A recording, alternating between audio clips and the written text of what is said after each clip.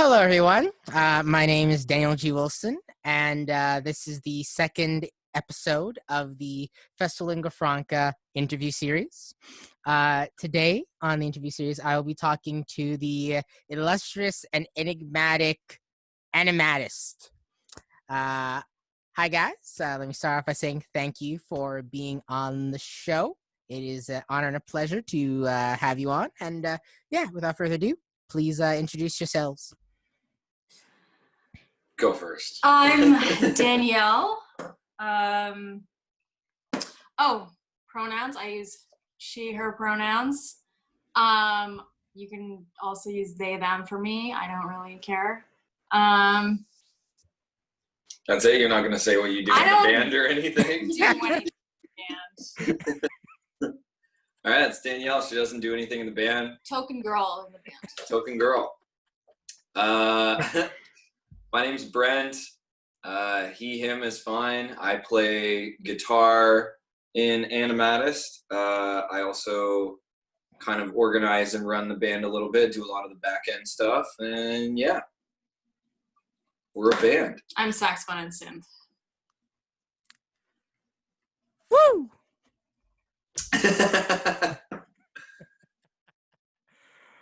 We don't even know what we are. We don't know. We don't know what we do in the band. It's fine. Enigmatic is right, man. Mm-hmm. We don't know what's going on. You got it off the top. Wonderful. Mm-hmm. Does anyone know do any of us really know what we're doing at all? You know what I mean? Does anyone really know? Hindsight is not 2020. Not the year we're living. Yeah. For this year. I thought I knew what I was doing yesterday for like 5 minutes, but I was wrong. Yeah, fuck 2020. All right. Now, without further ado, I'll start asking y'all some questions. Hard questions. So let's start this off. So, first off, you guys recently released an LP. Inverted, which I do believe. Are you gonna get it or are we gonna get it? I was gonna go get it. Here we go. I do believe that I have here. I didn't have to get up to get it. With some lovely art involved, some lovely cover art, and so an art insert, which, you know, I'm a nerd, so I love this type of shit. You gotta have that extra stuff. If you're buying vinyl, like every time I open it up, I'm like, okay, what are the extra goodies that I got? Yes. It's the best part, because I'm like, you know, if I just wanted nothing, I just get it digitally. Get that thing digitally, and just like, you know, like give me something to chew on. And I have to say, it is one of the it's by far one of my favorite releases of the past summer. Every song is quite, it falls along with the enigmatic descriptor, dare I say, especially the place names. You guys always have a knack for song titles. The song titles? Who came up with the most song titles on this album? Ian, probably. Yeah. It falls a lot on our drummer Ian or our bassist Steve. I gotta give a shout out to them, even though they're not here. Like they, I think, are the predominant song titlers, I guess. Nice. We took a long time to pick them. Is the other thing. We'll like leave a song unnamed for like 8 months and then we'll pick a song title because we have to print a song title on the album. So fair. It's more interesting than like my method. Usually for me, like whenever I name songs, like I just make some obscure reference to either history, culture, or something nerdy, or like a linguistic reference. If it were up to me, I'd name like half my band's songs in Spanish just because it doesn't sound as lame, and the actual translation, like if in English, is just lame. So I'm like, I'm like, oh, wolf, that's so generic. Lobos. That sounds exciting. I think our song titles and stuff are references a lot too, but they're often references to in-jokes or like some like one thing we saw randomly one time that stuck in our brains. So we were like in the process of naming all the songs for the album. We were like, oh man, what do we do? What do we do? And then me and Brent were gaming one night. We were playing Mario Odyssey. Mm-hmm.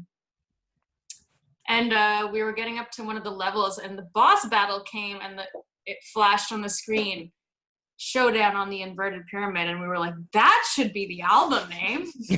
that should be the album name. We couldn't, that's the album name right there. And then we decided not to do that. We just gave it to a song. But there we go. Same thing as what you said, like a very oddly specific reference to something that even people that have played that game would be like, oh, cool song name. What's it from?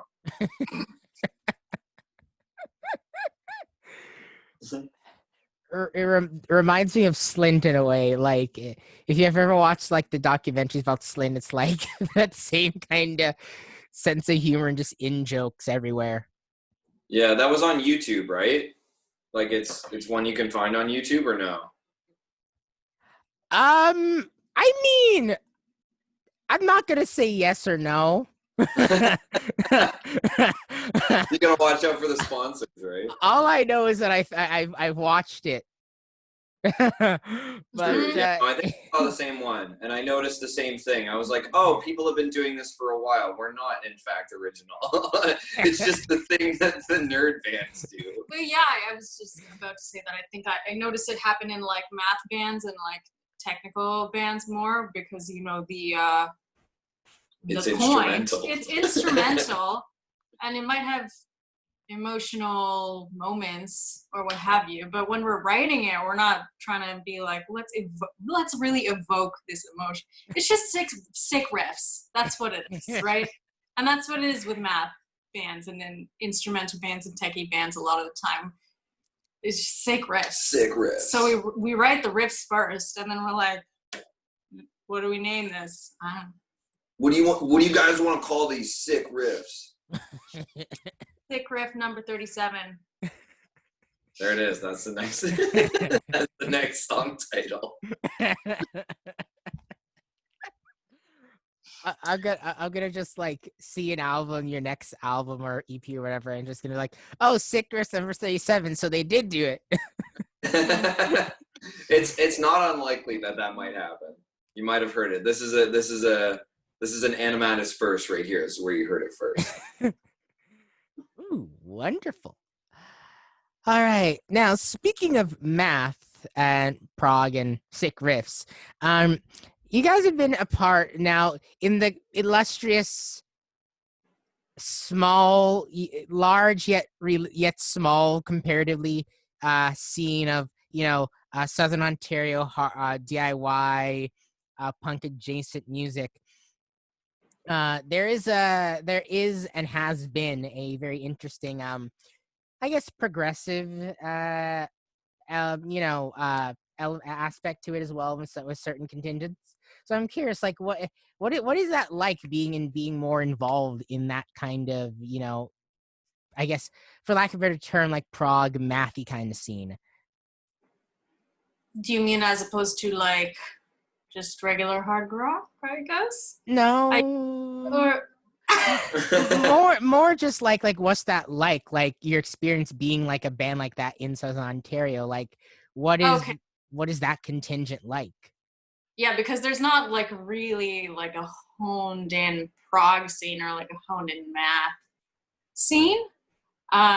So I guess it is kind of funny because we often talk about like what kind of bills would we fit on, and there's like so many bands who don't sound like us that we want to play with, and we're like, but would that work?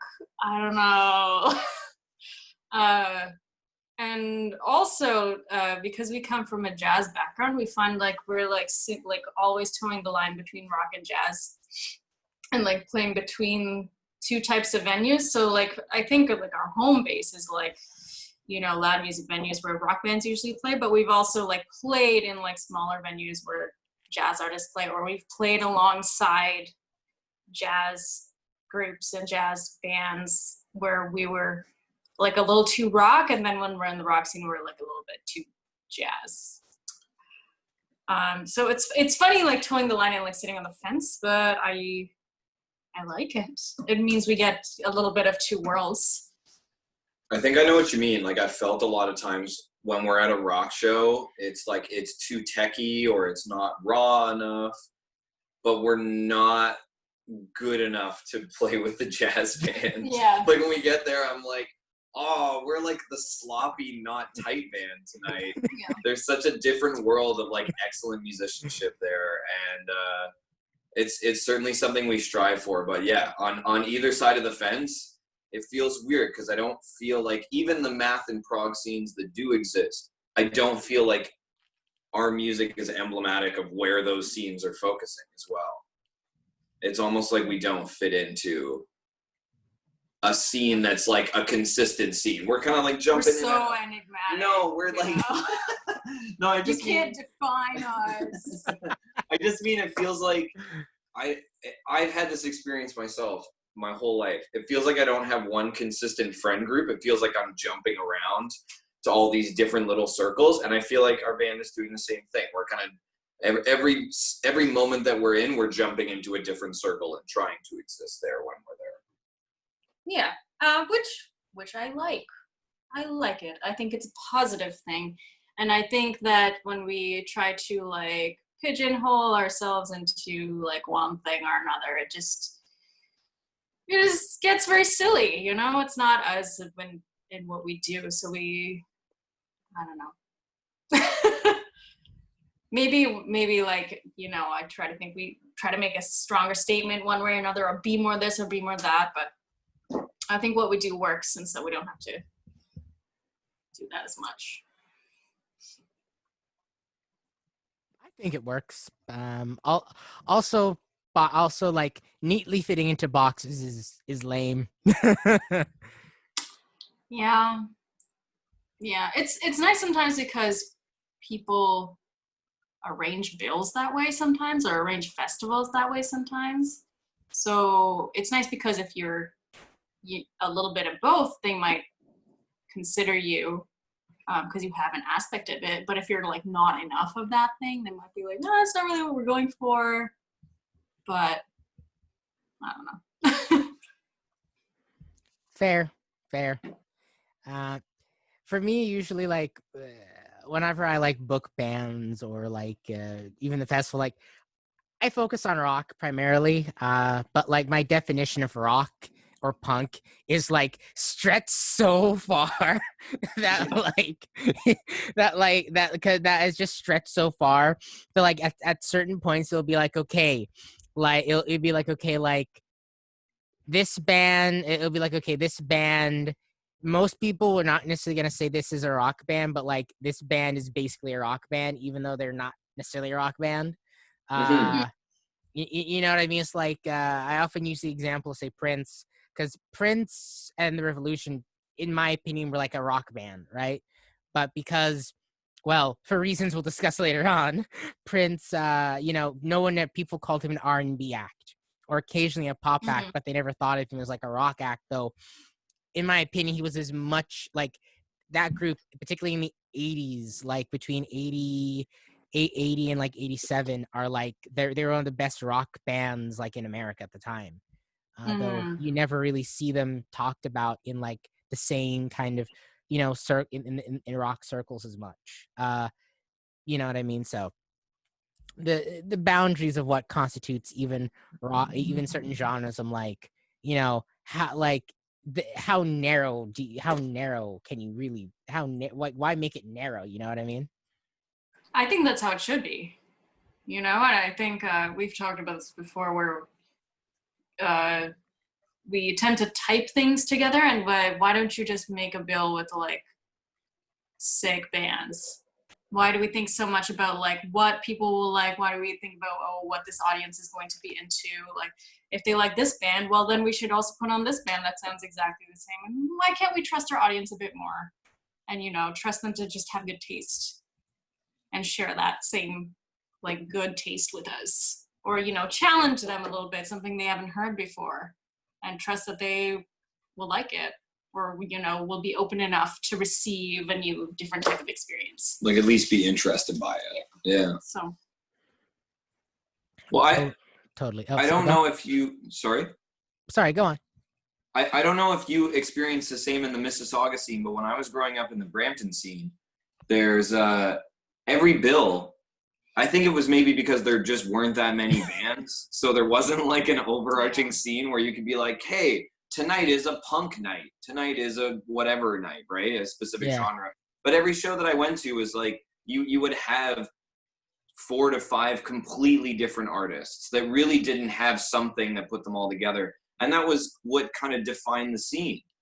You know, like you might have a group that's really influenced by hip hop, then there'd be some solo bizarre electronic act that's like throwing things at the audience, and then it'd just be a regular rock band after that might have a bit of indie influence. Like it'd just be this weird night of changing atmospheres and attitudes. And it I don't know, I miss those shows. I don't see them happen as often here. There is, like, in Toronto, I mean, there is a necessity to see kind of bands that they all fall into the same thing. But the point that you were making, that you can have a really broad idea for what rock is or what punk is, and capture all these bands into this realm, put them all together, and they'll work together, fit together, sound good together. That makes sense? Oh, definitely. I have the similar, like, being in from Mississauga, that's one of the reasons why I have that ideal, because, like, you know, it's just like, it's just like there aren't that many bands.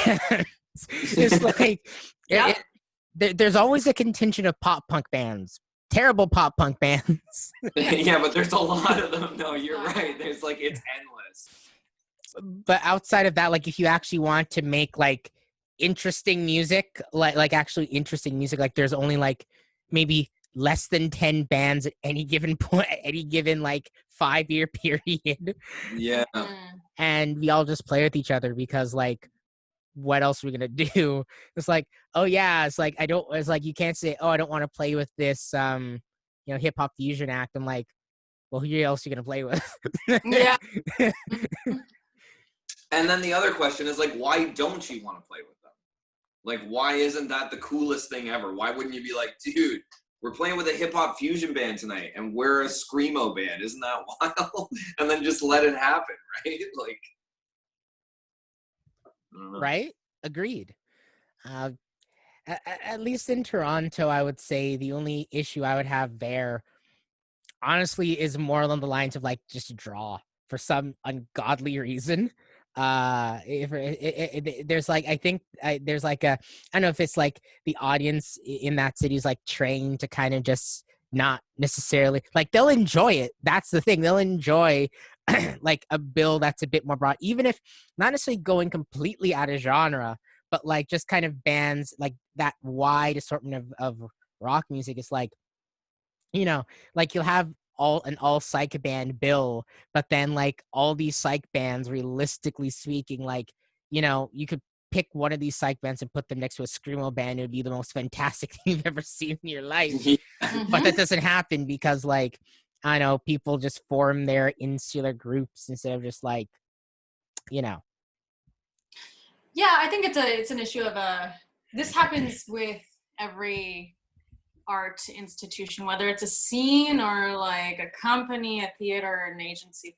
Like, you know, they just start to take what works and use the formula because people will pay for it and it's comfortable, and they don't want to put people into discomfort because they think people will stop paying for that. So I think our job, and like, it is a responsibility, and we have an obligation to resist that urge as artists and challenge everybody wherever we can, because it's important, and you learn things from discomfort and you like expand your horizons, right? It's about like a collective expansion of horizons for audiences everywhere. Agreed.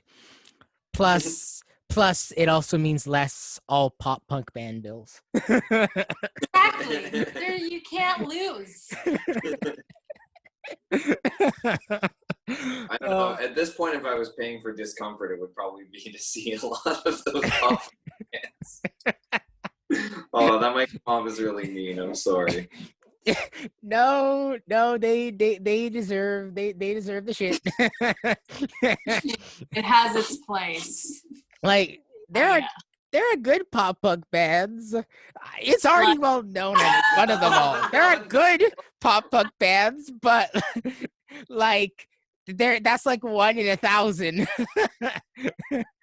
It's like well, one a lot in of bands anyways. Well, they're catchy as hell. I'm not gonna lie. Like, I can hate it, but like the more I listen to it, the more I'm like, it's in my head, and then you start to sing it ironically, and then it's not so ironic anymore, and then you know all the words. now you love pop punk.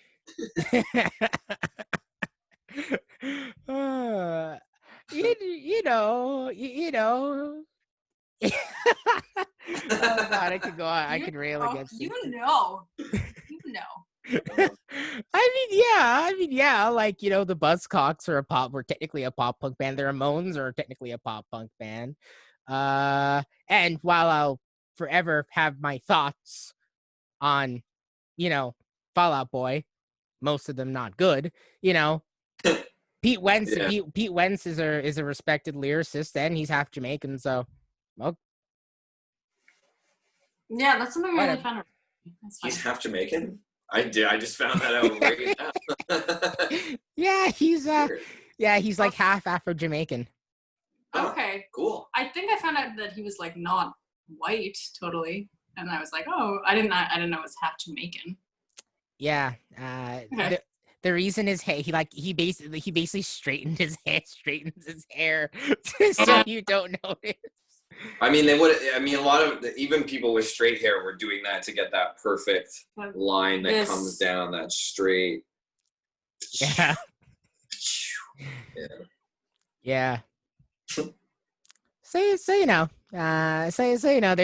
some interesting stuff of pop punk, but the amount of like generic ass bands that pick that template is just like I just hear the ultra clean vocals and I just want to vomit. But enough of that. Yeah. Expand your horizons, God. Some of it's good. Some of those ultra clean, some of those bands are good. But like a lot of them are also generic. I gotta weed out the trash. But oh God. But enough of that. All right. So this forms a nice segue. Let's get into some more interesting topics. Now, as a band, right? As a racially diverse band, as a gender diverse band, what's the experience like playing shows? Like, what's the experience like playing shows? Like we live in like our scene. We live in the scene. We play in the scene, and it's predominantly like first off white dominated scene, and then it's also, and on top of that you also have like a male dominated scene on top of that as well, and it's just it's a very interesting field to navigate. So I'm curious what your thoughts on an experience as a band that is not, shall we say, typical of actually Canadian music in general, really. Mm-hmm. So I think because, like you say, racially diverse and gender diverse, but by one member, like it's just me. So I think a lot of the time, because I watched a little bit of your interview with Cut Sleeve, and they're all Asian, they're all women or non-binary, I wasn't sure, but they're all not white dudes, okay? So I think a lot of the time they might run into a little more of that, like, what are you doing here? But I have like a shield of 3 white dudes around me. So any of the pushback, and it usually comes in the form of microaggressions, right? Because we're all a little bit, we're not racist anymore, at least overtly correct, right? So you don't see a person of color walk in and you go, what are you doing here? It's a little more covert than that. So I think a lot of the things I experience are like in my own head, or they are like little microaggressions that suddenly go away when, you know, you walk in with like this guy, or you like, you know, sometimes are like, oh, you're the girlfriend of the band, one of the band guys, or this kind of thing, that kind of microaggression stuff, or, you know, any like hesitations that they had towards you drop away when they're like, oh, your band's actually sick, like, oh, you actually play your instrument really well. Okay. So I think it's a little bit different because I think, you know, I get a little bit of that, or like, but like the rest of my band won't get that. Or, you know, I don't think anyone's asked you like, oh, you're a girl in your band. They just come up to me and they go, are you the singer? Yeah, no, that's very true. No, not a single person has addressed this. I was just thinking that before you said it. Nobody talks to me or I think any other band member about this. Yeah. Which I think is part of the issue. Yeah, and it's always like, it's funny things like, and I'm just like getting into examples now, but like we were loading up the car after a gig, and these like older couples came by and they were like, oh, you guys are musicians, and we're like, yeah, and they're like, oh, what kind of stuff do you play, and blah blah blah, and I'm there like loading the gear too, and then they're going, oh, and she plays the saxophone, and they're like, you're in the band too? Good for you. Oh yeah, they said good for you. Good for you. I was, no, I'm just here like carrying the gear, dude. Like, I'm just, here you go, guys. I don't know. It felt very silly. Like, you know. Good for you. Good for you. And then after the good for you, it's like, oh, you must be the singer. Yeah. Right? Because women don't play instrumental music. But it's all those like little assumptions and things like that. Or, you know, I always walk into a place and I'm like, great, who's going to assume that I'm the girlfriend? Who? Wait, I'm waiting for it. But I don't know. It's nice because like I think I get to represent women. I didn't, like, as much as I get the microaggressions, I also get the positive feedback from the people that I feel like I'm there for. So, you know, every now and again, because it happens quite often that I'm the only woman on the bill, or I'm the only person of color on the bill. So weird. Or both at the same time, right? But, you know, someone will come and be like, your band is really good, and like, good job representing women. I like that. And, you know, that's like, you know, for me, that's like why I do it. Right? So there's that aspect to it too. Nice. And relatable to a degree. With me I can me on the POC aspect, because like have you gotten like the comparison comment that just ruins your day?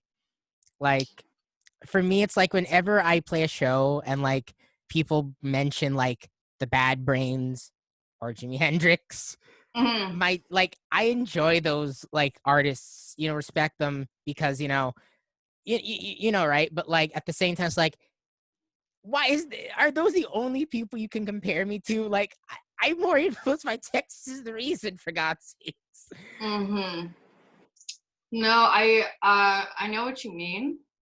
And I think in terms of comparisons, we just get it to a lot of weird prog bands.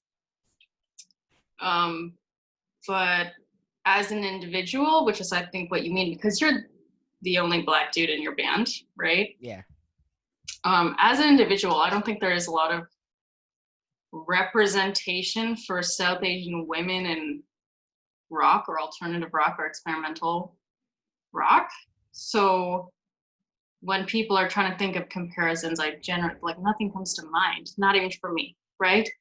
So I don't get a lot of like comparisons that way. I do get a lot of stupid comparisons, but not to like esteemed women. Comparisons to. Just I don't. Oh God. That is something. Maybe it's not like comparisons, but it's weird, like just weird, stupid innuendo things, like oh, you play the saxophone. That's really sexy, or that's really sexy. Oh, how cringy. Do you hear yourself? That's and I mean, I don't know. I don't even know how to answer this question because there's like not a lot, and I hear what you're saying because you had brought it up before with the Prince thing and the like. Oh, you think of it as an R&B band, and or you think of it as a rock band, but people think it's like R&B. And I was thinking the same thing happened with like FKA Twigs and so many other artists, but like for a specific example, like when she put out music, people didn't know that she was Black. And then they were like, oh, you can't define this music. It's like something new. We've never heard it before. And then they found out she was Black and they're like, it's R&B. I know. Makes sense. Right. But again, when you have a shield of like 3 white guys, you don't get like drawn into that so much. But I think also like in terms of like I don't know, the representation of the whole thing, I think I have a lot of thoughts on it, but it's funny just like being the only one that right? I'm sure they exist. They're just not in the mainstream, and they're not in my scene that I can see. Get a little bit of that in the jazz scene, get a little bit of like, because there's like plenty of women instrumentalists, and inevitably you're going to get women of color who are like crazy good at their instruments, crazy good at trumpet, crazy good at saxophone. But in the rock scene, weirdly, it's like you don't get that so much. I'm trying to think of another South Asian woman or non-binary trans person who like plays a wind instrument, and I just can't do it. But I think that's why it's so important, because like if I don't do it, who's gonna do it? I have to do it. So truer words have never been spoken. I had a similar experience or thought process, like doing like pretty much everything I do musically, or even academically to a degree. So it's like I realized like when as a kid, so you live in Jamaica and like everyone, like it's a Black dominated country, right? So like you see people like in all fields, like Black doctors, Black engineers, like literally like we have, it's a multiracial society, but like it's 90 something percent like Black or like mixed with Black to a degree. So like you see Black people like everywhere, but you still get a cultural melting pot. So like if you're Jamaican, realistically you don't have the same, like anyone can be anything, but you'll majority see Black people doing stuff. But like in terms of the things I usually want to do, like living here now, you don't see that as much, and especially in rock, like in Jamaica, for example, they don't have a rock scene at all. mm-hmm. And like I wanted to kind of, in living here, like now I know there's a lot, like right now as a Jamaican, like there's a large amount of Jamaicans I'm seeing who are like out and proud Jamaicans or just Caribbean people in rock today, in the local scene. And that wasn't there when I first got into the scene when I was like 18, 19. And so I wanted to be that kind of representation. I wanted to kind of be that person who, like, if this idiot can do it, then I can, and then I can. Because just so people knew there was like other Jamaicans, other Caribbean people, other like Black people, like kind of doing this rock thing and not kind of letting everything get to them. And that's why I still do it. That's why I still do it. Still do it because like you got to be that representation. You don't see it yourself. It's just yes, like exactly. Yeah. Yes, I was going to say that exact thing. That's like the meaning of be the change you want to see, right? Because when you don't see yourself doing the things that you would ideally like to do, a little part of you suffers, right? So representation is a gift that you give to other people that you never got. You're changing the world in a small way, I think. So. Agreed. So now, staying within this topic, but Sorry. Go ahead.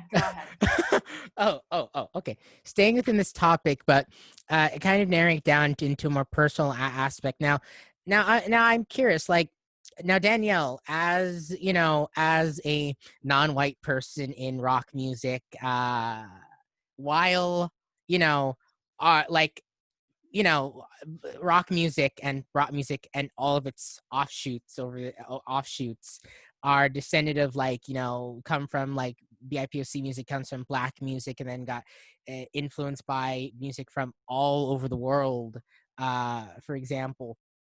Although, you know, as time has gone on, it became whitewashed.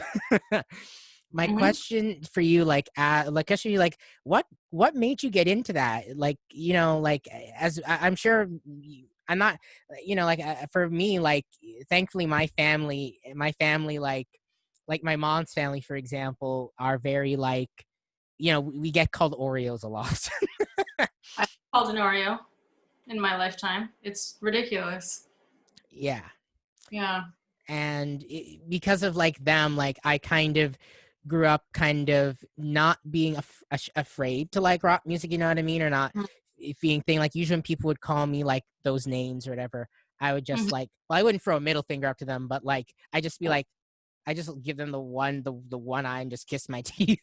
But what was it like growing up? Like, what allowed you to get into that, and what has your experience been, kind of, I guess, bucking the stereotype that is both pushed on us by outsiders and even by, like, you know, our own fellow, you know, non-white communities? Like, what was that like? What has led you here? I'm curious.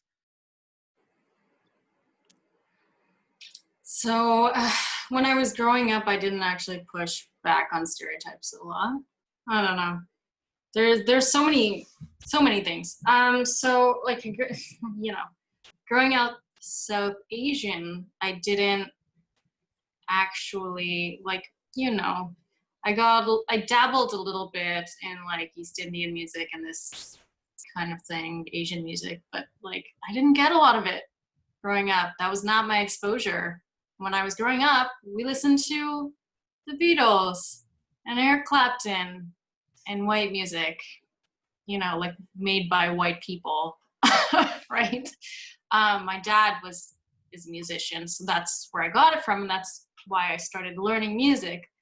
But I don't think it's, you know, I wasn't, like, pushing back on anything. I think the society we live in, if you're growing up in Canada, which I did, we listened to music made by white people. And because India was colonized, I guess, you know, there's that too, where, like, a lot of the media that you consume is made by white people, or it's like exported goods. It comes from the UK or whatever. And America has that kind of, like, cultural reach worldwide too, globally. A lot of things that are American, they reach out globally and they reach other countries, and that's what becomes popularized there and becomes mainstream there. So I don't think that it was me pushing back on anything to be South Asian and be like, I'm gonna play rock music. I think that's what we learned. I think that's the norm. And I loved rock music growing up. It was my first taste of, like, music that I found, like, hard hitting and interesting. But also growing up, I think there's this stereotype of, like, South Asian excellence and what have you. So, you know, my dad being a musician, he wanted us to be excellent at music. So I got a very, the best education that my parents could provide for me in music, they gave to me. They like paid for the lessons and bought the instruments and did all of this stuff so I could learn and be the best. And I studied classical growing up. I studied classical guitar and I studied classical saxophone. So I didn't actually play rock music growing up. I just listened to it a lot. And then when I like branched out and became an adult, I was like, fuck all this. I'm gonna play the music I want to play. And it's gonna be more interesting and more, I don't know, exciting, intense, less classical, less white. But you know, we all know that like all the music that we play came from Black people, right? And then it was co-opted and stolen. So it, at this point it is just kind of like a hodgepodge because, there's some things you can attribute because I have to attribute like my classical training to white people. But then I also have to like be reverent to the fact that like rock music came from Black people, right? I think that we are doing ourselves a disservice when we think about classical music and classical training as like the music training to do when we're growing up. And I think that's what I got. If you're going to study music, you're studying classical training, unless you're doing post-secondary where the new classical is jazz. If you're studying music growing up, you're studying classical training. And that's just a whole bunch of white dudes and not a lot of anything else. So it's a complicated thing. I don't think it's breaking any boundaries. I think it's, we're a product of our environments, and that's how I got here.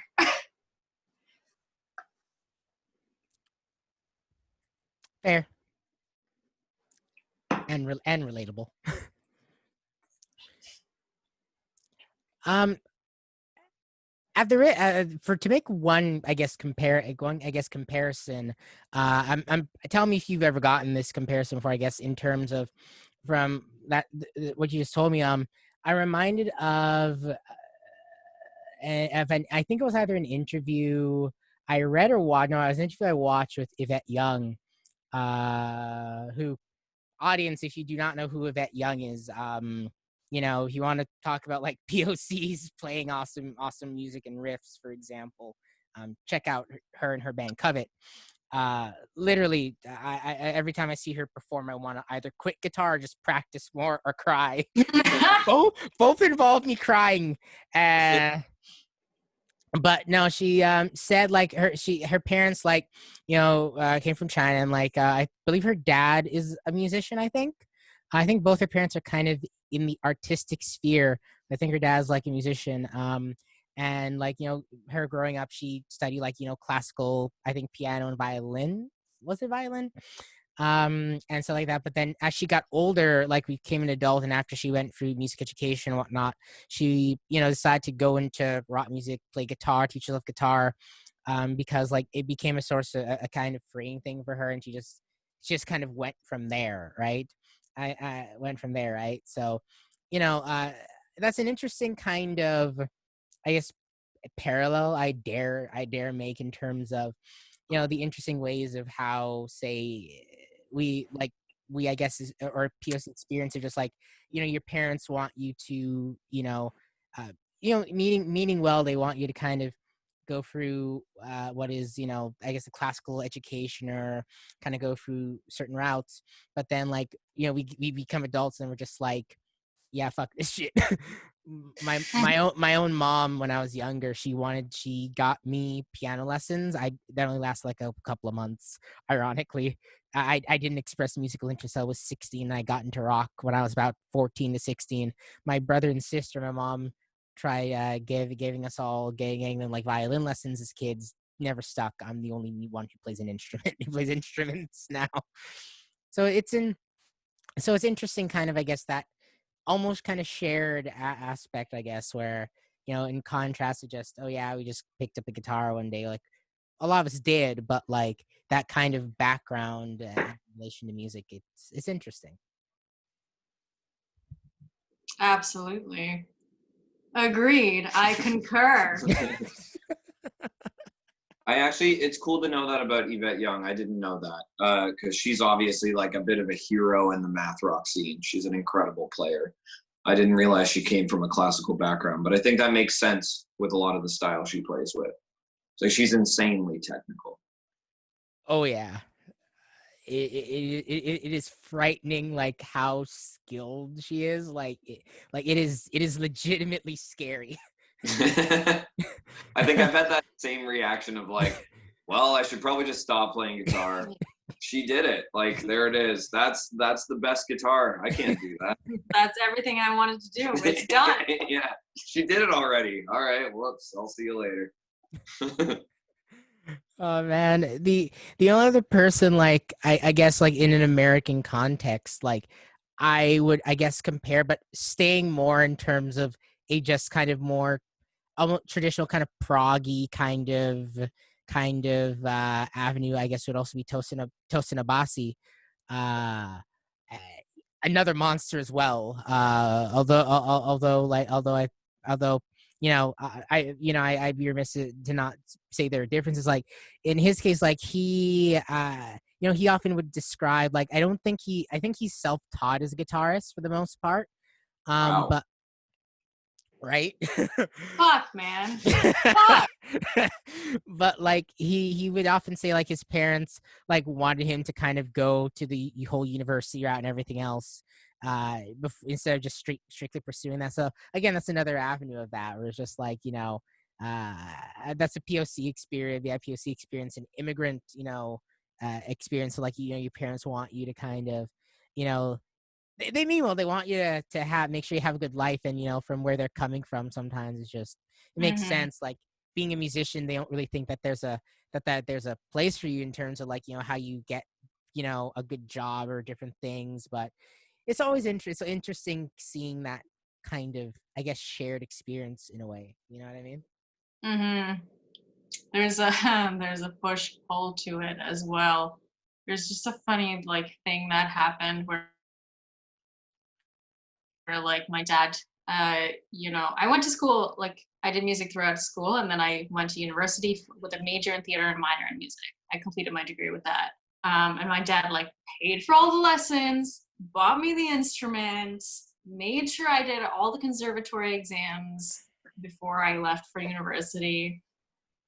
And then, you know, I'm done school, done university. I'm in this band. And my dad's like, why don't you do like something else? Like, why don't you be a writer? And I was like, what? And he tried to tell me that like he's been in the music industry for this long and it's toxic and it's not good, and like do something else. And I was like, well, you paid for me to be here and do this, so I don't know what to do now. But I think it's like that, you know, like I want you to like have a career, and I want you to, you know, have a stable life and all of this stuff, even though music was my dream, and it, you know, I wanted to give music to you because it was my dream, but I also want you to like have a career. So it's just this like funny mixed messages sort of thing. I think you know, I was considered lucky when I was growing up because they were like, oh my god, my friends are like, you can like go to school for music, they just like let you go to school for the arts, you're so lucky. I have to be a doctor. I have to be a lawyer. I saw it upset me, some like wickedly talented actors and musicians who went to school for statistics because they weren't allowed to do acting. Like, well, like, you know, blew me out of the water. Like, I was like, you know, the amount of like maturity some of these actors had and like prowess these musicians had, and I'm like, you're never gonna pick that up again. It made me sad. But yeah, I was considered lucky, and now I'm grateful for that. But I also, it's never easy. It's never easy. It scares me to think that the doctor that I'm going to see is like, man, I didn't even want to be a doctor. Just bummed they're not a musician. And then like I come in for whatever my appointment is, and they're like, so what do you do? And I'm like, I'm a musician, and immediately they don't give a shit about my health. I'm like, ugh. Staying on this earth. Yeah. Oh God. My mom always makes the joke that like that's why we have like mediocre doctors in the world, or like shit lawyers, because you'll have people who just do it because it's a job, and instead of they actually want to do it, so they don't like it. I'd rather if your heart's set on being an actor, be an actor, because if you become a doctor, you could be the most mediocre doctor in the world. I don't want you treating me. Or I'd rather like. And then if they're an actor, they might be really good at convincing you of something that's not true at all. Oh God. Good point. I'll tell you a funny joke. Like when I was first started playing guitar, like what did I say? I think I told my dad that I want to be in a band, that I want to be a band. Like one of the things I want to do with playing guitar. This was about a year or two before he died. And he was also an old man. Like he was born in 1930, so he was an old Jamaican dude. So he's like, nah, don't do it. He was fine me playing music. Like he was kind of a musician himself. He encouraged me playing music. He's the one who bought my first guitar and my first electric. When I was like, how old was I when I got my first electric? I was about 16, 17. But yeah, the joke was my mom was like, don't worry about him. He just he just associates bands, because he's an old Jamaican dude. He just associates bands with like smoking, it's like weed smoking Rastas. And the irony is that like I am the most like I've been straight edge pretty much my entire life. So like I'm the complete opposite of a weed smoking Rasta in a band. I don't even smoke cigarettes. Oh my goodness, me neither actually. Right? Yeah. So, but yeah, so I guess that's just because the connotation for him, like he was fine with being a musician. He just didn't want me to join a band and become a miscreant. Mm-hmm. you can just look at it, you're like, don't worry, I got this. It's not gonna go. Yeah. I sometimes imagine he's looking down. He's just like, well, I was wrong. But yeah. But that's interesting. I did not know about those things about you, Danielle. Good to know. I feel closer. I feel closer to you now. Moving closer. I will move gradually further away. I feel close to you, but I feel far from you because we're looking at you on a phone. You're tiny. Yeah, you are very small. Listen, I'm 5'6" and 3/4. I can't help it. Well, right now you're stacked on top of like 7 different books, just so we could get up to the sites. It's a very small phone screen. LOL. My next, okay, like now Danielle. Wait. Yes. Oh, sorry, you were saying? Oh, I only said the word segue. Please go ahead. No worries. Now, on to a more lighter topic. Danielle, what is it like being a Daniel in the scene? Y'all need to fuck off. There's too many. Too many of you. God damn. What happened? I don't understand. At least you don't go by Dan. Because like when we coming from the Guelph scene, there's like 35 Dans there. No, it's for real. It's for real, okay? Like when I was in university, I was like, I know 7 Dans and they all play guitar. Oh, that's funny. You meet somebody at the show and be like, "What's your name?" It's Dan. You're like, "Yeah, it fucking is." That's why I have the G. Like, I've been to the hospital, like they have to spend like 2 minutes looking for me because it's like, how many Daniel Wilsons? I use that's why I use the G. It's just my actual name. It is true though. You are known as Daniel G. Wilson. Like it's the full package. Yeah. It's Daniel G. Wilson. It was a smart move, man. Thank you. Smart. Yeah, good birthday. Yeah.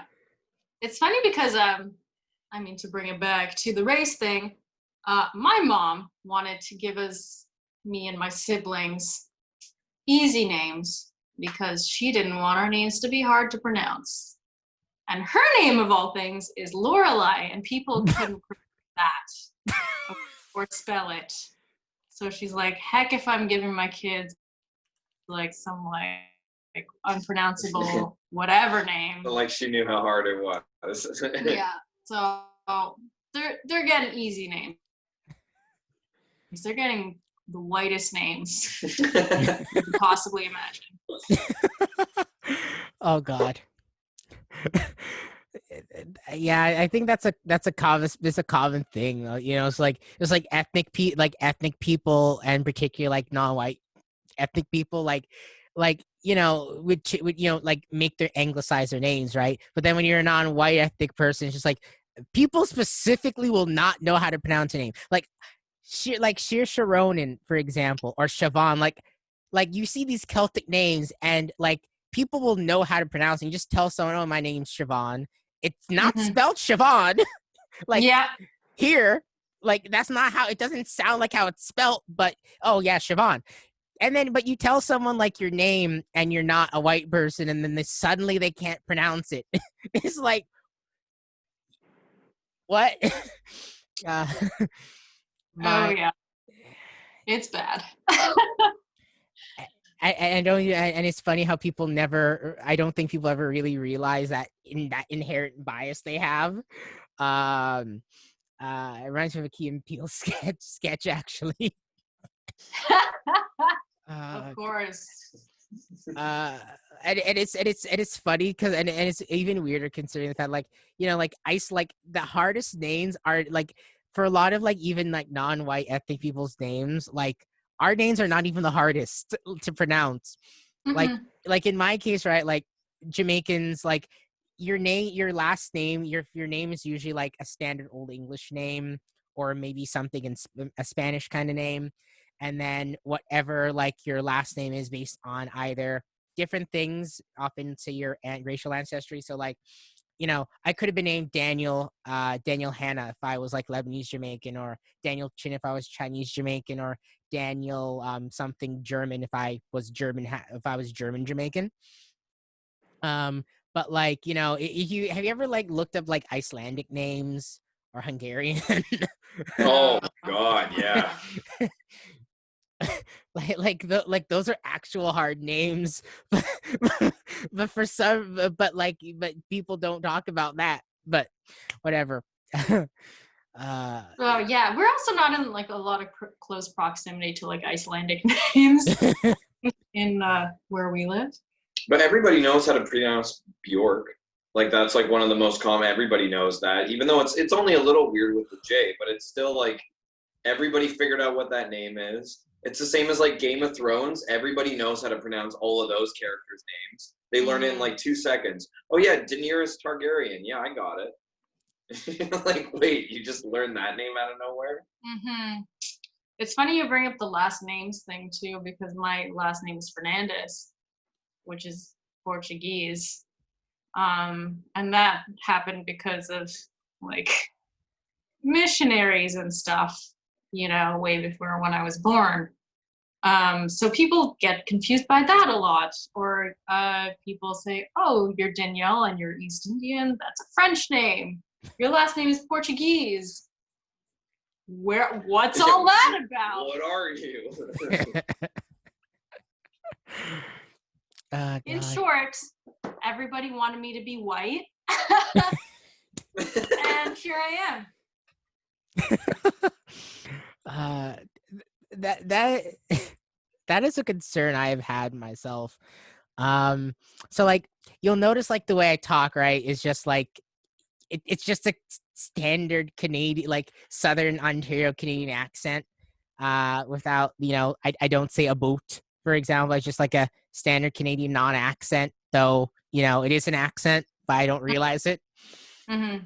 And a lot of that, though, like I basically half grew up in Jamaica. The only reason, but like my family, like, so my mom came here when she was 10. She code switches.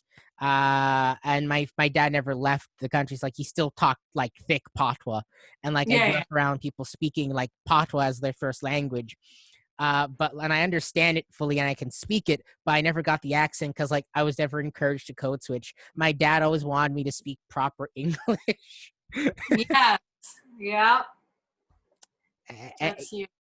Yeah, so like I never developed like a native Jamaican accent. Like when I speak Patois, I have an accent, but like it's kind of like, if you speak like perfect, like fluent, like Spanish or French or Japanese or say Yoruba, but because like you just don't have an accent, like if you were like lived there your entire life. You speak it, everyone knows, even though your accent is good, they'll know like, okay, yeah, this person not from here. Even though like if I went to Jamaica right now, I'd be like, oh, you mean me not from ya? And like, they just think I have an uptown accent, but yeah, it's just like, it's just kind of the whole like blending in aspect. Like one of my concerns as well, like my name, just because by nature of the fact that I'm Jamaican, my name is not gonna necessarily sound ethnic.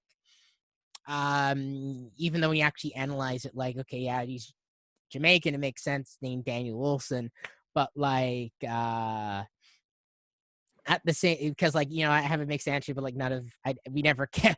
My dad's family is just like, that's his name, and for the most part, like, sometimes I have concern, like if people are gonna make assumptions, like, like one of my worries with shows or doing anything is like people will hear my voice and then but not see me, or they'll see my name anywhere and not see what I look like, and then they'll immediately assume I'm a white person because of how biased our culture is, and then they just show up, and then I have to deal with, I don't know what their response will be. Like I have to deal with that. It's just like, am I lying to you because like I don't sound like what you think I should sound like, or my name isn't what you think my name should be, like, to give it away?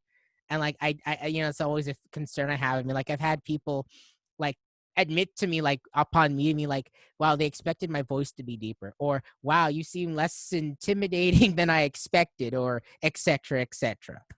Okay. Weird. Less intimidating. A weird thing to say. Somebody? Is that just what people expect of like music promoters? No. Be a standoffish dude with like full tattoo sleeves and a beard being like, ugh. I don't like your band. Is that what everybody expects? Well, actually, that's a separate thing in terms of music promotion, but partially.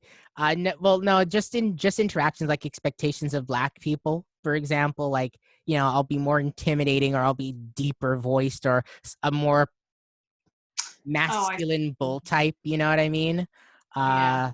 And in terms of promoting, like that goes in with it too.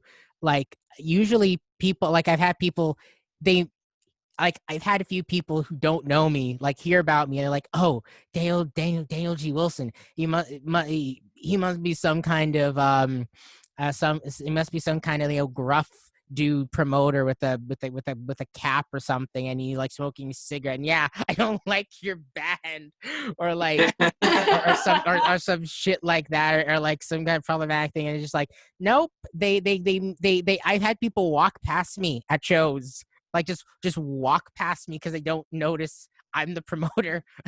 or like not realize I'm the person putting it on. Like even if I'm at the cash register, they'll just be like, "Oh, cool show," and like, yeah, I put it on.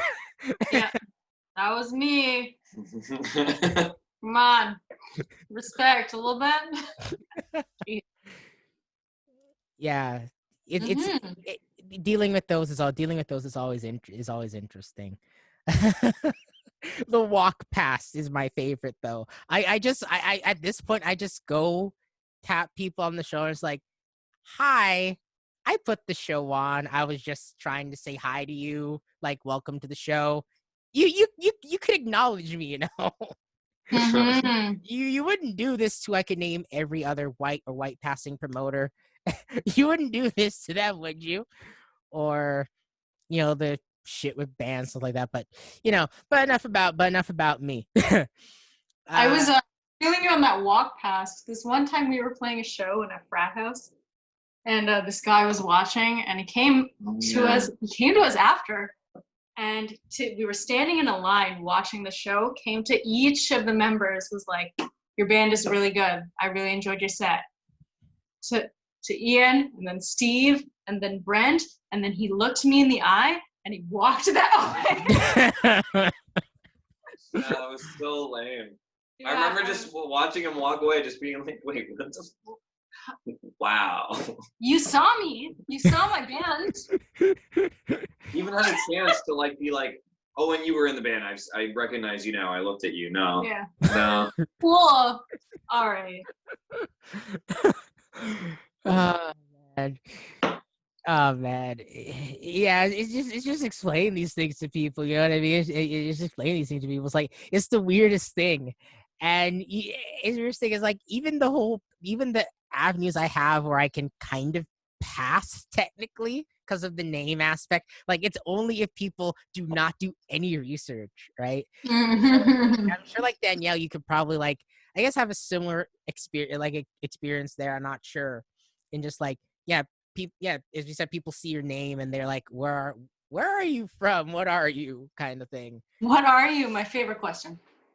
Yeah, and then it's just, and then after that, it's just like, and then like you then have to deal with the stress. At least for me, if it's like, okay, if I continue on this path, like every interaction, like when they figure out what I look like, are they going to, you know, like, are they going to react negatively? Are they going to be racist? Are they going to be passive aggressive? Like, how is this going to impact everything? Because I don't. Yeah, very true. I I think it's funny because I just like, you know, I try to use those moments now to like let them sit in discomfort a little bit, at least a little bit. You know, if somebody is like, so where are you from? What are you? I'm like, what do you think I am? Go ahead, guess. Like, just guess. Just take a guess. And a lot of the times, like, maybe they will like do the guessing game and then I'll like do the guessing game with them. But a lot of the times, which is funny, I think they were like, oh, I don't want to guess. I don't want to offend you. And then I'm like, well, why did you ask then? Why did you ask? Honestly. And, they, you know, generally don't have an answer, or they say, oh, well, I was curious because you're so beautiful, or some shit like that, you know, like just absolute BS. But I think it's important to, you know, even if you like move on from that topic pretty quickly, I think it's important to make that moment uncomfortable for them, because when you let it slide, you give them a free pass. So I always try to make that moment a little bit weird. Reasonable. Yeah. Yeah. If you give them a pass on it as well, they might kind of think they'll just ask another person, and like that next person might not be so nice. Wait, oh, like somebody else? Do you mean like, because I've had like people like go to my friend and be like, so what ethnicity is your friend? I want to know. Oh God. Oh God. No. But just so they can be right when they ask you later. Yeah, or like they're like, so are you from India? Yeah. Oh my. Or I've had people like, you know, like this is in like different environments at work and stuff, but it's like, So my friend and I were arguing about what race you are. We want you to tell us so we can figure out who's right. What the? Oh yeah, it's good. It's good shit. God. God, God. I have mixed race, like I have mixed nephews. I have a mixed niece. Right? They're adorable. And and like like they pretty much just pass for like as white kids, my two nephews, but they tan like the way they tan and some of their physical features, like they look like they have a black granny, but like they look like they have a black granny or great grandmother. Like they look like they're from kind of like they're ambiguous enough. We're kind of like, are they from like the southern part of Italy or something, especially during the summer? But like as well, because like my whole family, like my I'm Afro Jamaican, but like my entire family, like we're all like, it's a mixed group. So like I have relatives who look like Brent, for example, and they're not like, that's wild, yeah, far removed from me. But like, so that's kind of how my nephews ended up coming out.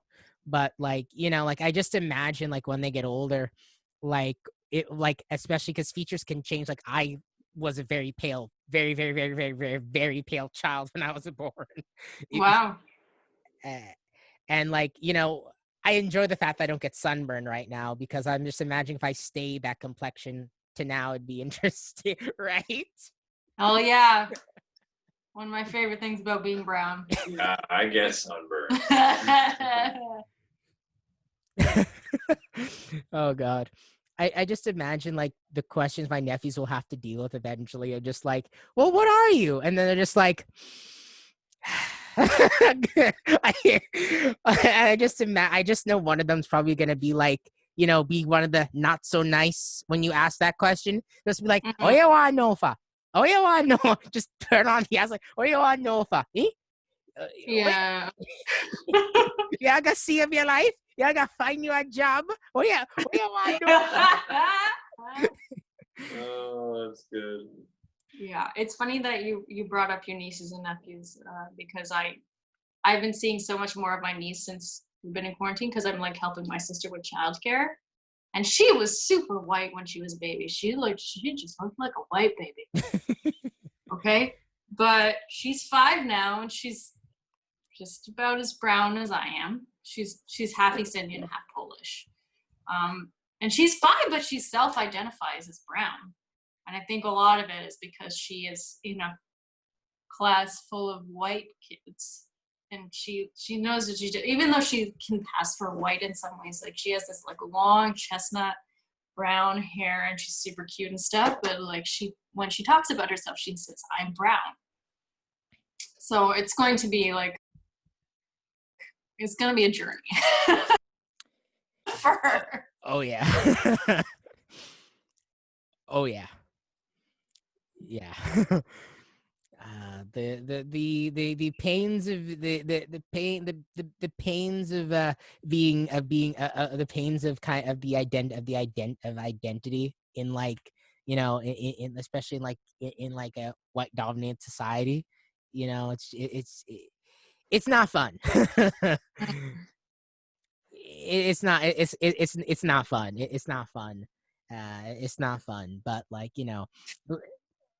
at least for me, like I usually, at least for me, like in terms of interaction, like I try not to be the person. And this extends even what we talked before in terms of like getting called an Oreo, for example, like just kind of not being that person to kind of like, I guess I hate the term gatekeeping exactly, but like I guess kind of like gatekeep the aspect of identity in certain avenues. It's like you know what I mean. It's just like like when you're like I've known so many like mixed and biracial people who had grown up with so many like issues because of like where they belong, on having both sides kind of take aim at them to a degree.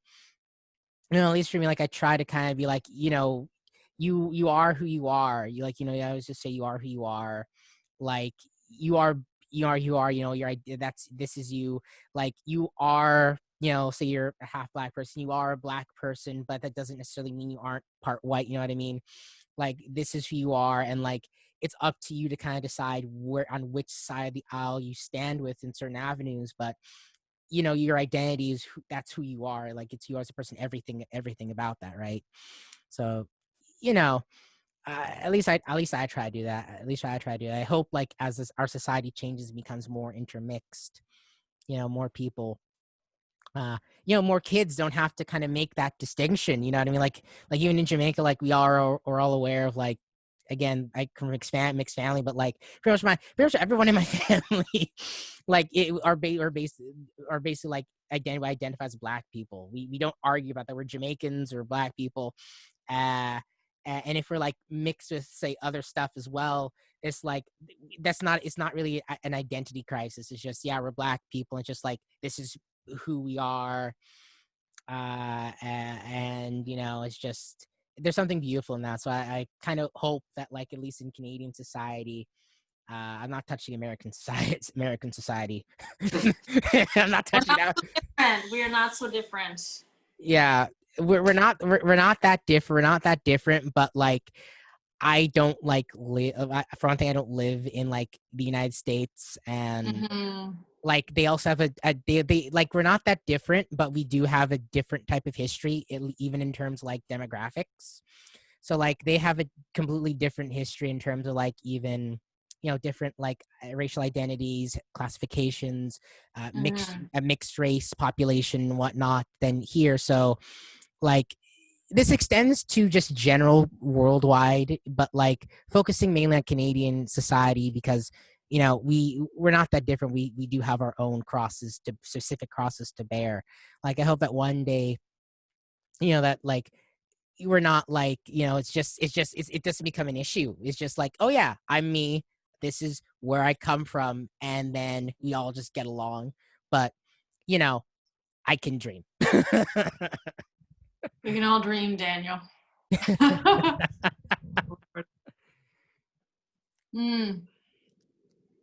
Oh God. Yeah. Indeed. So on, I guess, to enough of my ranting or diatribe. Now, this is one question that I think everyone has wanted to know for a while. What in the name of God does Animatist actually mean? And are you are you officially considered a country by the UN? Absolutely. The answer is yes. To the whole thing. To the whole Okay. The name means yes. I'll take that. We love Prague. What can I say? Yeah, my favorite band is Yes. Well, don't quote me on that. I don't even listen to it. You can tell that little story about how you came up with the name, because I wasn't there for this whole. Yeah. Okay. So I started this band with our drummer Ian. We met in high school at Mayfield Secondary School in the north end of Brampton. And I don't know. I was just trying to come up with a musical project name. You do the thing that I think a lot of people do. Like I know Childish Gambino got his name from the whole Wu-Tang name generator. A bunch of people, there's all these different apps that you can use to kind of look up interesting words or band names. So I was Googling and like, okay, what can I call my band? What's a cool word? And probably looking for hours on end. And I stumbled upon this word, Animatist, and I liked it. But like, unfortunately, it doesn't mean much more than that. Like there is a whole meaning behind it, but I thought it was kind of a cool name. And I was like, yeah, let's go with that. And the band hasn't changed since. And there was a whole period of time in the band where we were like, let's change the name. And it just didn't get changed. We never came up with something better. But the word itself refers to the study of anthropology, where you're looking at kind of pre-religious societies where there isn't necessarily an established religion like you have, which eventually develops over time. You're looking at cultures that have a sense of spirituality, but not an actual like functional, solid religion. It's just the idea that random objects or things that aren't necessarily human beings are imbued with some sort of spiritual energy. So I liked the idea of that, you know, just that like a rock or something has a spiritual energy to it. But honestly, I just like the word. I wish I could say it was something cooler. I just like how it sounded and how it looked. And then we couldn't get rid of it after we were a band for like, you know, 10 years. And almost. that was like before I met Brent. Yeah, that would have well before Steve was in the band. Like we met in 2013, yeah. I think, and the band kind of started, I guess, in 2008. So there's a huge gap of when this whole project started, and we sounded very different, and there was vocals in the band, and you know, it was just a 3-piece at the time with a different bassist. And then Ian and I kept playing together, so it just became the title for whatever him and I were doing at the time. So it really doesn't mean anything other than I like it. But I think now that the music has changed, you know, like obviously it comes from the word animated. I think the music is very animated. I think our live performances are pretty animated. You know, like I think it's to me, the word just kind of means something now where it's the idea of bringing something to life, of bringing this energy somewhere.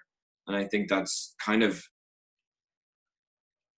as much as we say the goal of the music is like sick riffs, it's that plus like when we play live, it's bringing that energy somewhere. You're just slapping a name on sick riffs. Sick riffs. I mean, you know, in a lot of traditional cultures and whatnot, like, you know, like sick riffs and rhythms, especially like the sick riffs and rhythms are like the cornerstone of like a lot of spirituality, right? Like people used to invoke like spirits with like dances and chants and whatnot. So I'd say it now, knowing the origin of the name, I'd say it kind of fits. It fits perfectly. Cool. You're like the first person to say that. Most people just mispronounce it. Okay. Yeah. We have a list somewhere. Do you still have that list? Oh, don't unplug the phone. I'm not gonna plug the phone. I'll field this in. For a period of time, our name was like written down wrong at every show we played. And I think this is kind of goes back to your point where like you're the promoter. They spoke with you online, but they didn't bother to do their research by like maybe just looking up your Facebook profile picture to know what you look like. It's the same thing for us. We'd be on band bills, on like the outside of bars. People would write us on, you know, the signs that would be outside a bar. People would put up the Facebook event page and just straight up spell our name wrong. Like they couldn't even just highlight our page, copy, paste. They just thought it was something else and they didn't check. You still have the list. I even wrote down who were the perpetrators. Oh God. But I'm not gonna read who did what in spelling, okay? I'm just gonna read them to you. Oh, you're not gonna call them out?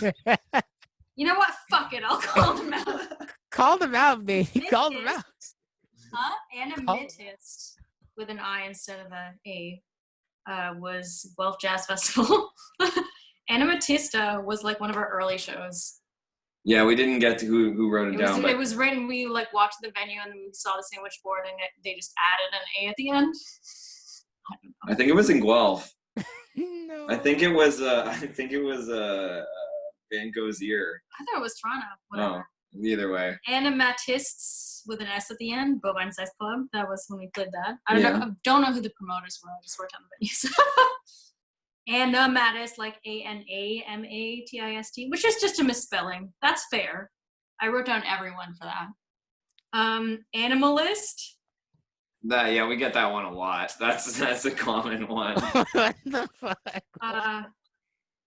Animatist was what showed up on the box when we printed our first CDs. Yeah, when we got our first album. Not on the print, on the box. Just like on the box that was shipped to us, it was like, oh, this box contains 100 CDs by Animatist. No. Animatrist. That was our most recent Guelph music weekends. It was on the poster as Animatist. I don't know. Oh yeah, that happened for like we played downtown Guelph. It was like their full. It was probably the most we've been paid for a gig. They bothered to be that professional about it. The gig was great. I just don't know why it was Animatist on the poster for that long. And also, the band we were playing with got their name fudged on the poster. Of Tarzan. In Tarzan. Yeah, in Tarzan. When it was just Tarzanax. It was just like a very weird thing. Where did you get that from? Like, what happened? It's just Tarzanax. Who gave you the other? You just pulled it out of thin air. I don't know. It was just weird. I think it's the main reason we so if anybody has seen us live, we usually have a flag on stage that's usually like draped off of your synth table. And that's the main reason we did it, is because we realized if people are making this mistake that often and we're not going to change the band name, then at least we can make it so that if somebody takes a photo on their phone, they're like, oh, I remembered how to spell it. Oh, there it is right there. I can see it on stage. Yeah. Maybe it would like sink into their heads. The flag did not come out of the like country concept. The flag came out of a pragmatic reason. And the country concept came out of the flag. And then now we've come to joke with that. Like we regularly call ourselves, my favorite is Animal Tits. We also have, what's the other one? Anal Mist. Anal Mist. Yeah. I like those ones. It's funny because you get to yell it on stage and most people laugh. Well, I did get mooned when I saw you guys once, so like it works. Did you moon the crowd once? Did I just forget about this? I did moon the crowd once. It was a house. It was a house. What house was it? It was the Blab. It was the Blab. Oh. That was the first time I ever been mooned before, so I'm not. Pardon? Are you complaining? No, I'm not against public nudity at all. I'm just like, I'm just like, I'm very public. You take the shirt off, right? I get it. Yeah. Yeah, it's just, I'm not against it. I'm just like, this is the first time I've been mooned, surprisingly. I used to moon people a lot more. I'm quite glad it happened, actually. As somebody you didn't even remember. I know. I'm happy all over again. Is what I'm saying. I grew up with wrestling, and one of my favorite wrestlers was Shawn Michaels. So she sleeps, and there it goes. But he would come out and do like a striptease thing if he won. It seems really homoerotic now that I think about it. It's so wrestling, so it makes sense. But he used to moon the audience, and I guess I used to think about that. And then one of my favorite bands was AC/DC, and I have a few videos of Angus Young mooning the audience, so I think this is now a trend, and I'm glad that I guess I'm just glad it wasn't me. Oh, God. You're going to have to get the sandbanks. That's funny. Ran out of liquor. Oh, well. Oh, that's funny. But yeah, honestly, like with my band, like, you think it'd be easy? Even we get that sometimes. With John Crow, you get misspellings all the time. Sometimes, not as much now because like we've gained a bit more notoriety, but like. People will still, like, occasionally people, even to this day, will still separate the band name. Like, they'll just separate. Yeah. I just, like, no. Which is a little too similar to Jim Crow. Let's be real. Right? You see, John Crow's Jamaican patois for vulture. Mm-hmm. I picked that as a reference because, there's no references to Jamaican culture and rock music, really. And so I was like, okay, I'll name Jamaican patois. It's cool. It's cool imagery. There's so many ways you can take it. But like the communist conception, yes, people often ask me, is it a Jim Crow reference? And I'm like, I'm not American. I'm not touching that. That's not like that. I'm not touching that. You know what I mean? Like I'm referencing like my own cultural history, and I've actually afraid of touring the Southern United States because of our band name for that reason. But well, you like see the word, it's so obviously not like its own thing. yeah, But for sure. Yeah, but yeah, people will separate them like JON and then another word CRO. And I'm just like, it's one word. How hard is this? Mm-hmm. It's one goddamn word. It blows me away because we have all these like, I feel like this is an issue from 20 years ago where it's like, oh yeah, you're on the phone and you're like, what's your band's name so I can make the poster? But now you can just go to the page and copy and paste it. Most people who are in a band, you just, like the person you're talking to directly about booking a show, let's say they book you from your band, they can click you and like a lot of people's pages say guitarist at this band. You just click it there, you just copy and paste. It's an easy, like, isn't that the safe thing to do? Right? Weird. I don't get it either. Speaking of even that, I hate to say this, so one of the few times we've gotten like our name, like the band members' names misspelt, ironically wasn't with me.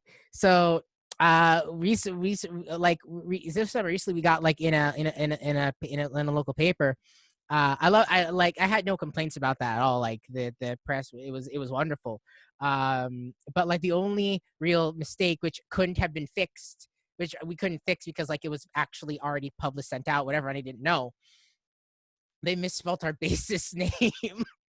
Oh jeez. And it's funny. I'm the black guy. I'm the black person in the band, right? I'm the only non-white person. But Matt is also is also another ethnic person. He's Croatian. So and his name is not Anglophone at all.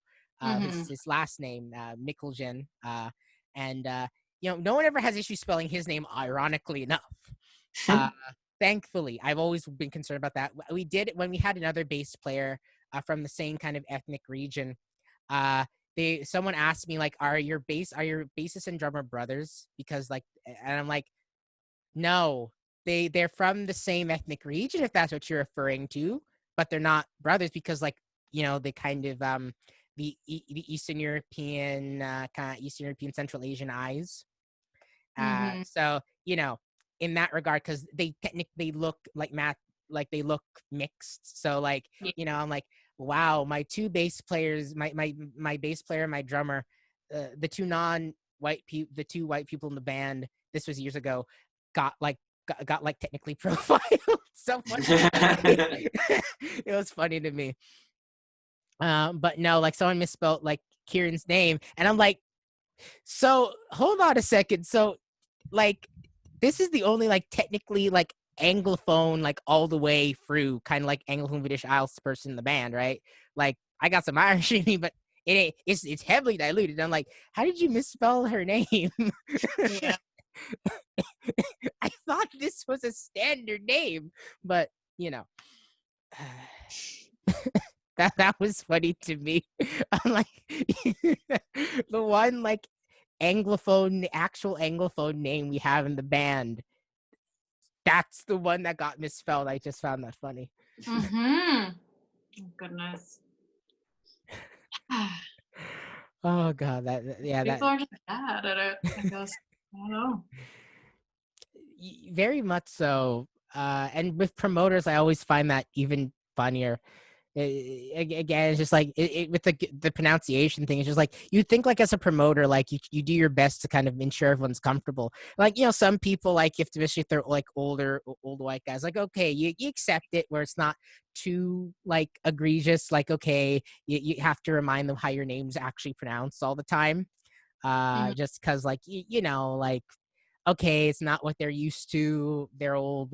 And they're still trying, but in certain instances, just what, just pronounce the name properly. Just pronounce the name. Yeah, I get that a lot with my last name. Everybody thinks Fernandez is spelled with a Z at the end, Fernandez, but it's S. So even people who have known me for years and have me on Facebook where it's spelled with an S, or, I've written it down for them. They're like, can you write down your name so I don't misspell? They'll just put a Z at the end because of assumptions about how it should be spelled, right? Yeah. There's a Portuguese population in Ontario. Like, you think people would be used to the whole ES versus EZ aspect. Mind is blown. Oh God, I wonder if Shawn Paul ever gets that type of issue sometimes, because he's like mixed Portuguese, Jewish Jamaican, as well as some other stuff. His real name's like Shawn Henriquez. So like, I'm actually it'd be interesting if I ever interview him. I'll actually ask him that question. I'm like, maybe that's why he just goes by Shawn Paul. You think? I never thought about it because it's just like normal to get people's names right for me. Oh God. God.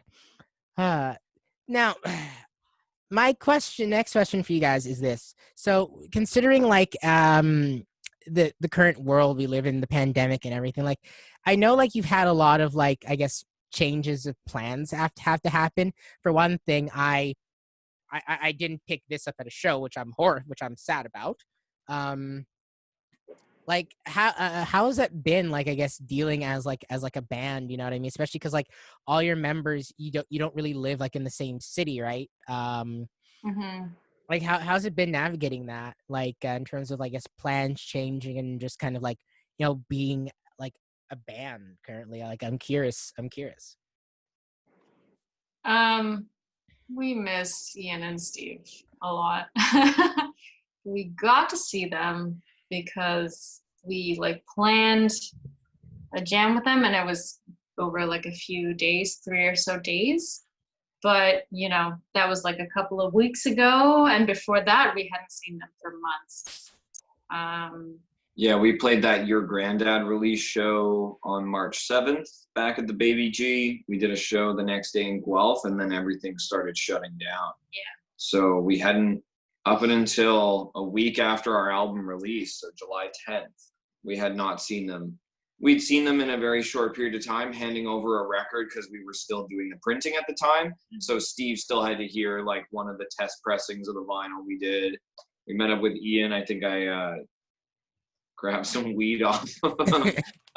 Bring it back to the weed. Yeah, but other than that, yeah, it wasn't until was it 2 weeks ago now? Two weeks ago that we actually met up and got to play as a band. So it's been really hard. And we had our release show planned for May 30th, and that obviously didn't happen. So it's like technically rescheduled, but we don't even know if it's gonna go as planned the way things are going, because we don't even know if when phase 3 is properly going to happen and what's going to happen after that, right? So we just have had to go with the flow, I guess. But it was super disappointing to have to like cancel our release show, basically. But that's okay. I thought we had a really good lineup too. Yeah, we were supposed to play with Merc and the Montclairs and Martian Crisis Unit and Baby Labor were actually like, they had not played it. I don't know if anybody who's watching this is familiar with Baby Labor. They're an amazing math rock band out of Guelph. We've known them for years. They're butts. Yeah, and like their guitar player Dan Lochran, another Dan in the scene.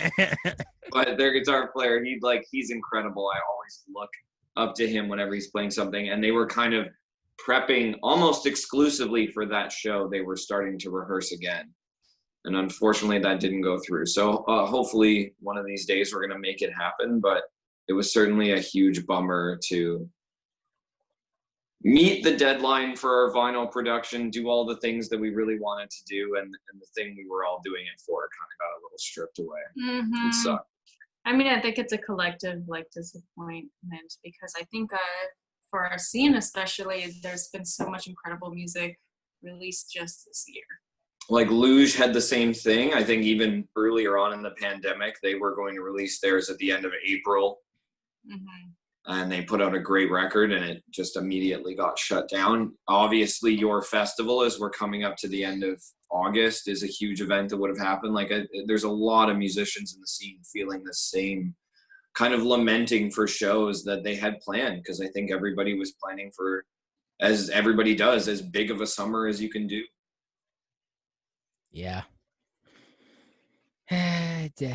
Definitely. Makes me real sad. I think one of the crappiest parts about this pandemic is when I do get to see people, and usually, I'm wearing a mask or it's a distance conversation, and usually it's when we've been delivering our records to people that bought it.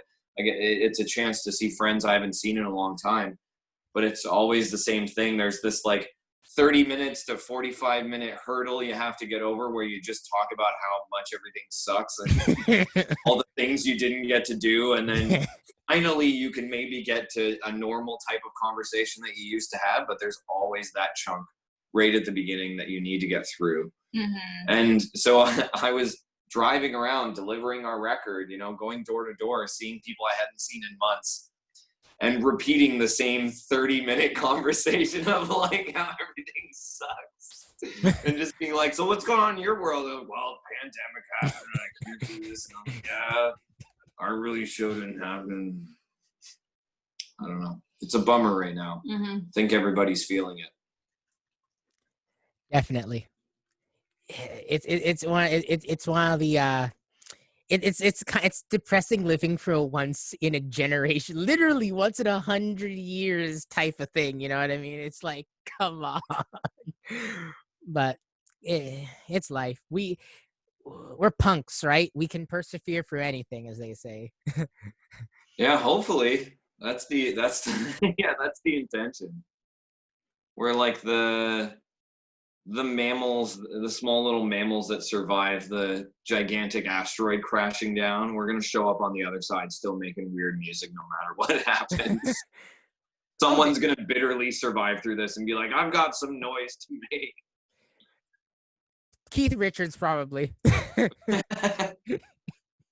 He is immortal. But is he a punk, though? No. An essay could be written. I don't want to talk about that for the next 2 hours. Oh God. But an apology paper on whether or not Keith Richards is a punk.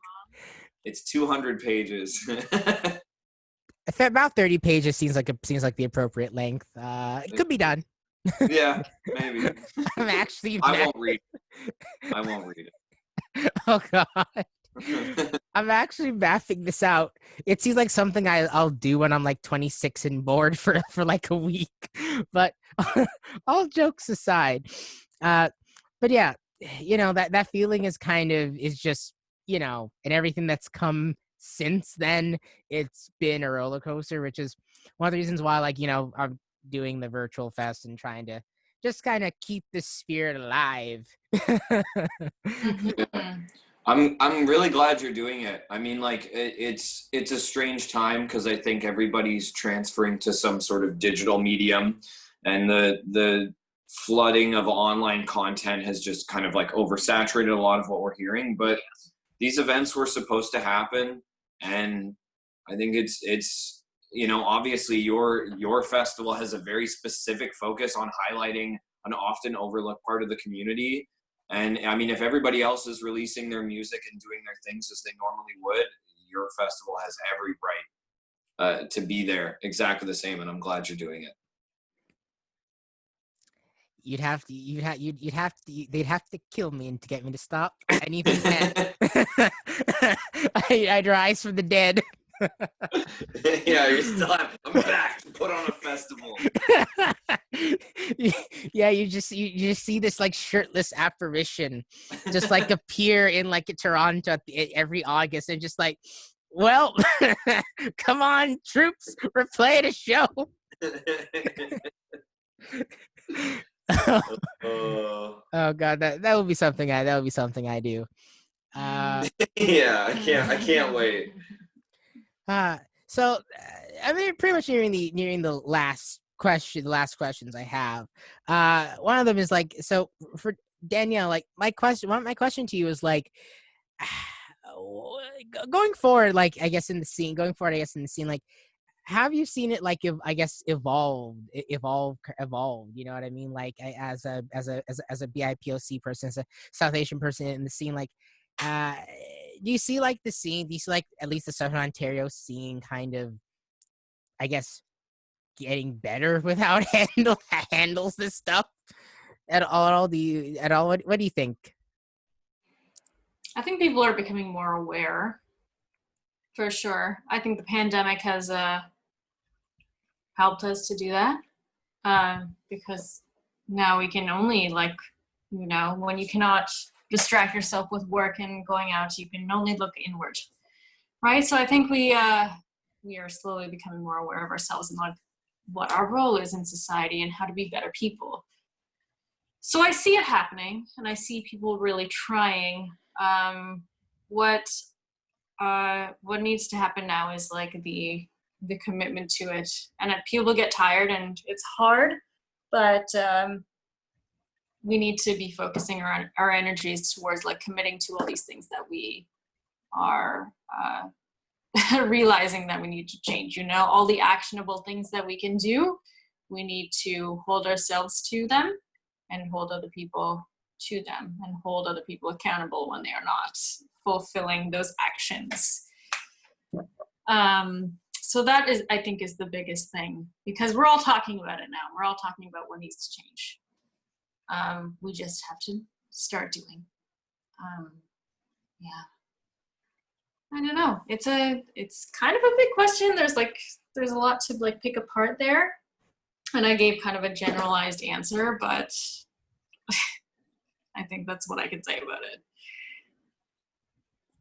Or if you want clarification or specifics on that, I'm like, I don't know. Like this is what I've been thinking about for the last several weeks. So. Okay. Agreed. I'm for me, like I'm as well, like I'm kind of just, I'm hoping like people are kind of like taking this sudden awareness to kind of like actually like go forward and change things, you know what I mean, like yeah, in general, you know, like just kind of like, at least from a musical perspective, at least, because like, you know, I can't influence how the restaurant or industry works, for example. I've tried. Free pie day for people, for Danielle and Danielle's has yet to happen. Yeah.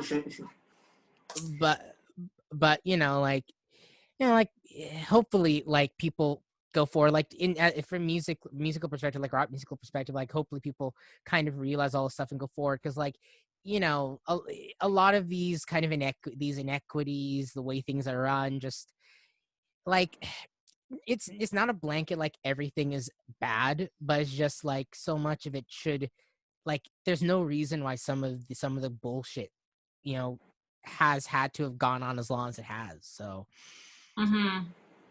you know, I'm with you in kind of just like, you know, that people need to just kind of continue on with this and just kind of follow through with what they're realizing, what they're, I guess, saying they're going to do, etc., etc. And you know, we do more than just kind of have a day where everyone kind of posts a black box and pats themselves on the back. Yeah. I've been thinking a lot about like what makes inequalities happen and injustices happen, and I think that's what people need to be reflecting on now, because when we talk about the scene specifically and stuff, and we say, I don't know any other Black people who are making the kind of music that I make.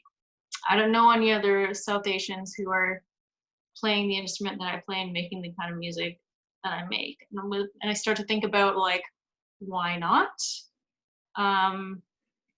It becomes very clear to me that the root of the problem is not in, you know, how we are running the scene. The root is, it's like way earlier, right? So I think we need to, you know, in terms of fixing this like awful thing that we've gotten ourselves into, we need to be looking deeper into like the economic inequalities that we're facing, and how can you as an individual like redistribute your own wealth to fix some of this inequality where it matters at the root, right? And not just about economic inequality, like socioeconomics, right? How can we be redistributing the assets we have in our privilege that we carry as, we as light-skinned people or thin people even? How can we redistribute the access that we have to things to the most minoritized people? And start re-examining and like teaching to our little nieces and nephews, like talking to them about race and this kind of thing when they're, they can't even walk yet. Because they're already starting to take in that information, right? We have to put our minds towards really fixing that in the minds of young people as well. So it bothers me how much when I think about it too much, it's like, we just can't fix it. The problem's too big. I've been it's helped me a lot to focus my energies towards a young person who's still malleable and can learn from the things that I know. Agreed. Well, and well said. Yeah, all we can do is just kind of hope the youth. I don't even know if I'm considered youth still anymore. We just hope that future generations, can kind of not repeat the same mistakes as those before. Yeah, I'm starting to feel a little old, but they get it. They're fine. They get it. They already know. They're better than us. I hope so. I hope so. I don't want to be in my 70s and have to think, my God, it's all happening again. Get me that's terrifying. Yeah, but at least for me, at least one thing we can do, at least, just try and at least make it so that, as we said, be the change you want, be the first person to, kind of go out and say, be the idiot that people can look up and say, if this idiot can do it, I can do it too. Which is my guiding principle. So, all right. And now, to close up, what can we expect from Animatist going forward? I know times are weird and everything's somewhat up in the air, but what are the things that people can expect from such an enigmatic group such as yourselves? What can we expect, Danielle? You want me to just take this? Well, I think we're already looking at working on new material. I think this album that we just put out accomplished all of the goals that we felt that we didn't accomplish with our first record, Face Club. Everything, even from just the appearance of it. Huge shout out to AJ Wright, who did the artwork on that. I don't think our album would look nearly as beautiful if it didn't just have him making incredible artwork, and him being such a good friend of ours and supporter of ours that he'd want to do it. But I think we kind of checked it off. So all the things that we wanted to do, we felt we did it better. We felt we kind of perfected the sound we've already done. So now I think comes a point where we're going to have to figure out what we want to do next, where we're going to have to redefine what our new goals and our targets are. Unfortunately, we're not meeting up as a band, so that might take some time. We've already had some discussions about how we can, change what we're doing. I think we're itching to try to find something new. And it was a song we started performing just before this whole pandemic happened that we would have kept working on at live shows. But a new song of ours called Space Cadet that Danielle named. It's a good name. I feel like it's a huge step forward. I feel like it's reminiscent to what we've done, but really captures a new sound that we're going for. So we're going to kind of dig into that as much as possible. And we have every intention right now that the second shows can happen again and it can be safe and ethical. We'll be there doing shows. And we're gonna be, you know, like a new album is gonna happen from us in the next little while. Putting out this record has only made us hungrier to want to do something as quick as possible. Awesome. I'm beyond stoked. New music. It'll happen. New music. He said a lot of words, but he just meant new music. And we want to make it different. We want to make it new. I want to make a rock opera, and I want it to be about the year 3000. There's already... Deltron? Call it Deltron 3030. It's called Repo the Genetic Opera. Repo the Opera, look it up. What is that? I don't know what that is. It's got Paris Hilton. Ooh. Yeah, expect a rock opera, so that if you don't get a rock opera, you'll be pleasantly surprised. Oh God. Oh. Okay, I'm looking forward to this. I'll be at your shows with a plaque saying, "If there's no rock opera, we riot." Oh, jeez. And okay. I'm okay with that sign. That's fine. I can get over that. Oh God. I feel like it's a win-win. Either we get a really stupid rock opera from us, or we get a riot, and either way, I'm down. Kind of more down with the riot. That can be arranged. That can be arranged. Oh God. And I also heard through the grapevine that you guys you also got something interesting for next month as well. I have no idea what it could possibly be, but I'm stoked from what I've the rumors I've heard so far. Rumors. Oh my gosh. Yes, there is something, but we're not telling you what it is. Hello. Are you? It's a rock opera. No.